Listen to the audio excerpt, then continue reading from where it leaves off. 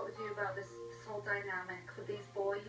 There's a part of you that finds it very difficult to be with them that much, that almost resents it in a way because it does take away so much of your life. This is what I've really spent the last 5 years. We've never really enjoyed it, but I did the best that I could. They are not responsible for your feelings. We are only responsible for our own feelings. You were not expecting to suddenly be thrown with triplets. This isn't the life necessarily that you carved out for yourself. It isn't. It isn't, and I know that, and I understand it. But you know what? This is the life that you were given. Mom is at the breaking point, and I'm really worried that she doesn't have the strength to take in what I'm telling her.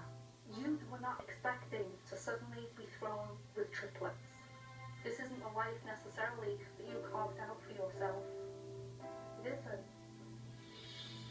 It isn't, and I know that, and I understand it. But you know what? This is the life that you were given. Something that's like incredibly difficult for a parent to do, change what I call the voice in your head. Because the way Cammy had parented these boys was through guilt. This whole dynamic with Christopher, when you're home, you're not happy.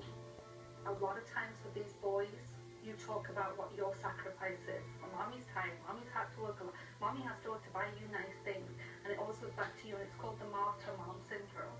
And the reason it's a very sensitive subject for me is that I grew up in a household, and it makes you feel guilty and responsible.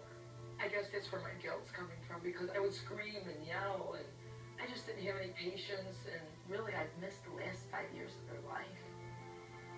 And we have to find a way that you can be joyful with the time you're with the boys.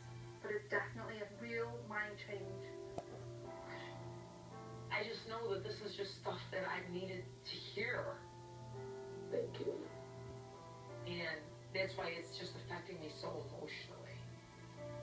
Because I'm finally being confronted with it. I knew that if this was ever going to be resolved,